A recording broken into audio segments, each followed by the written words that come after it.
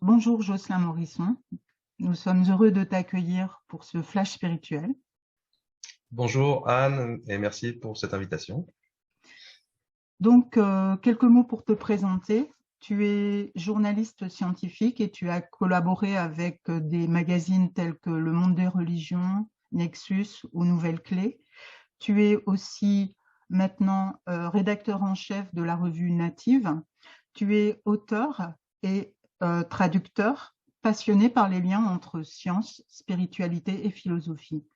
Nous allons te poser 3 questions. La première question est: qu'est-ce que pour toi la spiritualité aujourd'hui?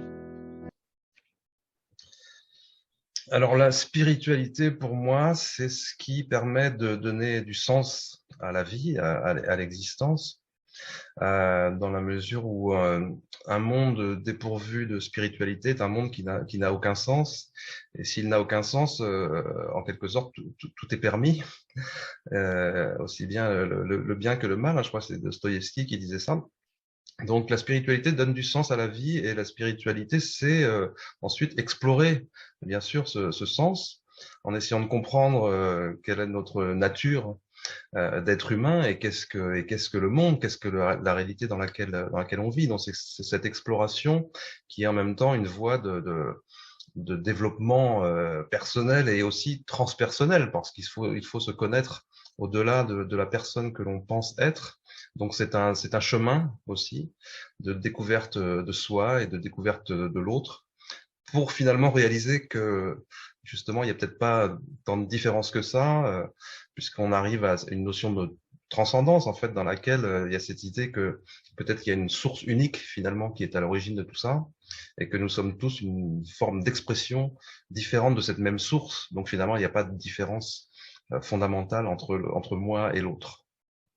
Merci. La deuxième question: comment vis-tu ta spiritualité au quotidien?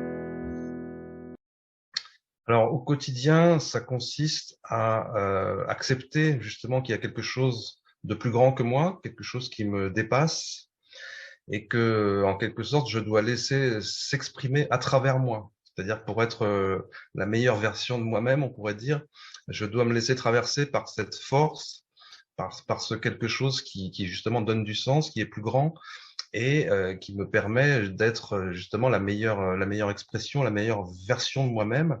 Donc ça passe par une forme d'acceptation de cette réalité-là, de cette transcendance, et ça passe par une espèce aussi de lâcher prise, c'est-à-dire reconnaître que finalement on n'a pas le contrôle sur tout ça, qu'on se trouve dans ce monde-là sans l'avoir choisi, en tout cas en apparence, et qu'il faut accepter que tout ça nous dépasse.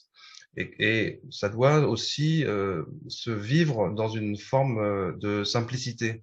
Ça, c'est important pour moi comme notion, parce que justement, je m'intéresse à des choses assez complexes comme la science, la physique quantique, la philosophie, etc. Et on part très vite dans des ruminations mentales qu'il faut finalement réussir à finir par dépasser, pour vivre les choses dans une simplicité qui consiste en l'accueil de l'autre, en l'écoute, en la bienveillance, et en faisant attention de ne pas confondre cette bienveillance notamment avec de la complaisance, c'est-à-dire aussi être lucide sur l'état du monde, sur la noirceur du monde notamment, mais comprendre que cette noirceur du monde, elle est aussi en moi, c'est quelque chose aussi qui fait partie de moi. Donc ne pas être dupe sur les intentions des uns et des autres, mais être en tout cas dans une forme d'écoute bienveillante et d'accueil avant toute chose, et de vivre ça dans une forme de grande simplicité. Voilà ce qui est important pour moi au quotidien. J'essaye de vivre ça le mieux possible, et justement ça me permet moi aussi d'être dans une forme de paix, parce que c'est ce que tout le monde recherche finalement, d'être dans une paix de l'esprit avant toute chose, évidemment. Merci. Troisième question: crois-tu qu'un monde spirituel soit possible? Alors non seulement je crois bien sûr qu'un monde spirituel est possible, mais je crois qu'il est indispensable, qu'il est nécessaire. Maintenant, ça dépend aussi de ce qu'on entend par monde spirituel, parce que finalement, quand on regarde aujourd'hui sur la planète, la majorité finalement des habitants de la planète sont des gens qui sont des croyants, qui sont des religieux, qui sont dans une forme de croyance ou une autre. Et on est, nous, en Occident, une petite minorité finalement, dans une forme de parenthèse, à être agnostique, athée et surtout matérialiste, parce qu'il y a cette idéologie matérialiste qui domine actuellement le monde occidental et qui imprime un petit peu sa domination sur l'ensemble du monde. Donc le monde est spirituel, on pourrait dire, sauf qu'il faut distinguer bien sûr le religieux et le spirituel, parce que le religieux, malheureusement, n'est pas le spirituel. Dès que les religions dès qu'un religieux considère que sa religion vaut mieux que celle de son voisin ou que celle de l'autre, les ennuis commencent. Donc il faut bien sûr comprendre que la spiritualité, c'est quelque chose qui pour moi est au-dessus des religions, mais qui n'est pas contre les religions non plus.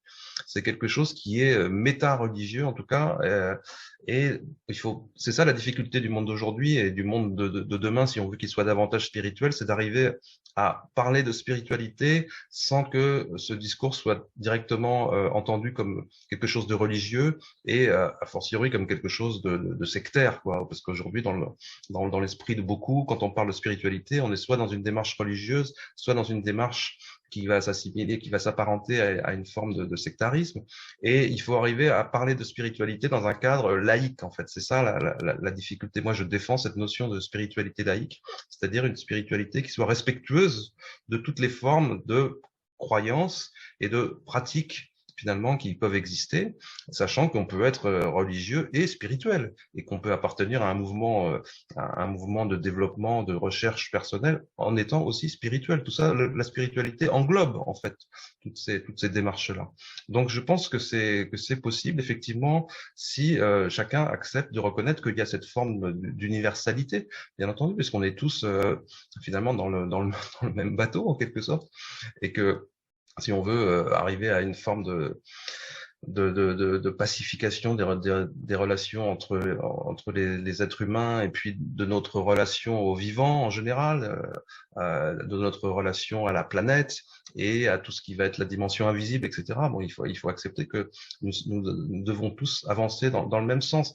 Il y a un élément clé aussi dans la façon de vivre cette spiritualité au quotidien. Ça rejoint la question d'avant, mais c'est aussi important pour justement construire un monde spirituel, c'est d'être présent. C'est-à-dire de comprendre que tout se joue en fait à chaque instant dans l'attitude qu'on adopte face aux événements, face à l'autre. Et cette présence, justement, c'est aussi ce qui donne une qualité d'écoute et d'accueil de l'autre. Donc ça, c'est une grande difficulté parce qu'on a tendance à ruminer le passé, à fantasmer ou à imaginer sur l'avenir, et on a beaucoup de difficultés à être présent. Donc je crois que l'enjeu aussi pour chacun, c'est d'être dans cette présence à chaque instant. Et bien sûr, il faut reconnaître que la spiritualité se fait par une exploration intérieure. C'est-à-dire qu'on peut pas, il faut reconnaître que quelque chose dépasse finalement la raison, qu'il faut dépasser les outils de la raison pour explorer le monde et s'explorer soi-même. Donc ça passe par l'introspection, ça passe par des formes de méditation, de prière ou ce genre de choses, mais ça passe par une découverte de l'être intérieur que nous sommes, l'être profond. Moi, je suis très intéressé par la pensée de Jung notamment, donc j'aime beaucoup le concept d'individuation, c'est-à-dire découvrir qui nous sommes au plus profond de nous-mêmes pour révéler ce qu'il appelait lui le soi, mais qu'on peut appeler l'âme ou Atman dans d'autres traditions, et que ça fait de nous des individus, oui, parce que nous sommes des individus, mais des individus reliés finalement à tout ce qui existe, reliés aux autres, reliés aux vivants, reliés à la planète, reliés au cosmos, etc. Donc, je suis sensible à cette notion d'individuation qui s'oppose à l'individualisation que nos sociétés occidentale moderne nous pousse à développer finalement, à devenir des individus qui sont en compétition les uns contre les autres, alors qu'on doit vraiment être dans une démarche de coopération puisque tout ça ne fait qu'un. Donc cette notion d'individuation, elle est majeure, et il y a un concept encore un peu plus subtil qu'a développé un philosophe anglais qui s'appelle Tim Freke, qui parle d'unividuation. C'est-à-dire qu'on est des individus qui doivent reconnaître que nous sommes complètement reliés, justement unis à tout ce qui existe. Donc l'unividuation, c'est un concept un peu proche de celui d'individuation. C'est-à-dire qu'on doit vivre à la fois cette idée que nous ne faisons qu'un, tout en acceptant que nous sommes des individus avec effectivement des singularités, avec des personnalités et des approches personnelles, des approches, des idiosyncrasies, comme on dit, et qu'on doit accepter, c'est de concilier, en fait, on doit chercher vraiment à concilier ces deux aspects-là, l'individu et le collectif, en évitant de sans cesse opposer ces notions-là une à une. Merci Jocelyn pour ta participation au Flash spirituel, pour ce partage et ce témoignage. À bientôt. Avec plaisir, merci à toi.